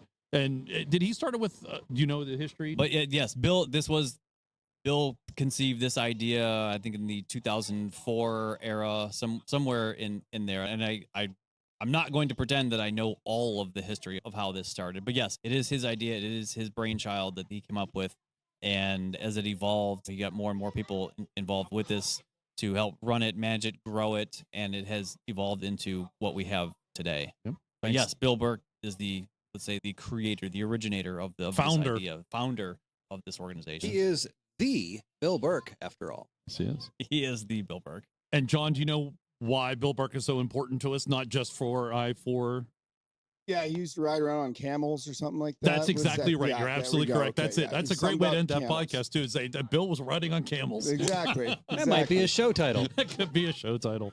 Yeah, Bill was in the Camel Trophy, which is important to us all, and Which is essentially our religion now. yeah, it is. Yeah, pretty much. Yeah, exactly. Of course, those gentlemen are getting older, so trying to acknowledge them more, and they It's like just, a prophet. is a yeah, pretty much. And as a testament to just how legendary Bill Burke is, we had him on the show a while back, and he was talking about when he was applying for the Camel Trophy and the exam that they give you to see if you're worthy or not. and he's riding around with the examiner, and they're just driving around, and the examiner says, I need to see what happens, how you handle getting stuck. And I figured you would have been stuck before now. And Bill's, oh, why didn't you say so? I'll go find somewhere to get stuck. Sounds like Bill. There we go. That sounds like Bill. So where can folks find more information about the I4WDTA? The website has the bulk of the information. I mean, anything you need to know, you will find there. There's contact info. If you want to contact someone directly, you can. All the links are there. And I know here at MAR, John brought with him a box of information about I4 as well. But for anyone listening right now, yes, the website, I4WDTA.com or org.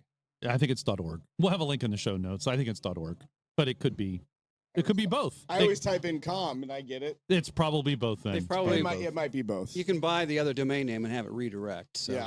How often does the training, not the training, what is it called again? The TFC. How often does TFC, is it held? Is it a yearly or is it as needed? It's an annual event. There have been gap years where there has been no TFC, but it is an annual event held typically in October timeframe in Tularosa. We are talking about expanding and hosting an East Coast TFC as well. However, at the moment, the only thing that I know of is just the October event in New Mexico. In New Mexico. Is that a good time to be in New Mexico in October? That's an amazing time to be in New Mexico. Yeah, however, we'll be down there in 2 weeks. Very excited to get back out west. Yes. Are you doing TFC again this year? Yeah, so this year will be my first year that I get to be, we call it on the other side of the fence. So this year I'll actually get to be cadre going down there and evaluating people for it. Gentlemen, thanks very much for joining us on the podcast, talking about I4WDTA. We really appreciate it, and thank you very much. Thanks for having us. Yeah, thank you so much, guys. Thank you for joining us, and we hope you enjoyed show number 154 for January of 2026. I want to thank our guests this month, Eric Brown and John Brady, for talking with us at MAR. I hope you are inspired to take your Land Rover on the trail and maybe even get some instruction on going on the trail. Not off-roading. We don't want to say off-roading. You're on the trail. And you might even be able to get some training right before the main winter romp. Try to line that up. And you could even join up with the ANARC Stewards Training program. That's right. And also thanks to the One True Packs for his continued production support. He had to do a lot of extra audio production this month with our Live from MAR talk we had with Eric and John. Thanks very much, Pax. And also to Harold, Dixon, and Morgan. Thanks as always for doing this with me. Appreciate it. Yeah, Always- bucks is $10. Always a pleasure. I have never given you $10. Wait a minute. You're paying me $10? Is that how this goes? No, it's just what's out of my pocket just to show up in my basement and plug in. Right. We post a new podcast at the end of every month. Our website, CentreSteer.com, has all of our shows that you can listen to and show notes with links to the stories we discussed in today's podcast. You can directly support the podcast at patreon.com/CentreSteer. You can buy a t-shirt, buy a sticker, buy us a tea/brownwater. Visit our website for all those details. Thank you for listening. We'd love to hear from you and what you're up to in your Land Rover. On behalf of the entire North American crew here at the CentreSteer podcast, I'd like to thank you for listening today. We know you have a choice when it comes to your podcast content, and we do appreciate your choosing us, the original, full-powered, 2-hour podcast. Please take a moment to look around you for any personal items you may be leaving behind, especially in the overhead bins. Remember, some items may have shifted during the show. Please be careful when venturing off pavement, and you may now resume your important things.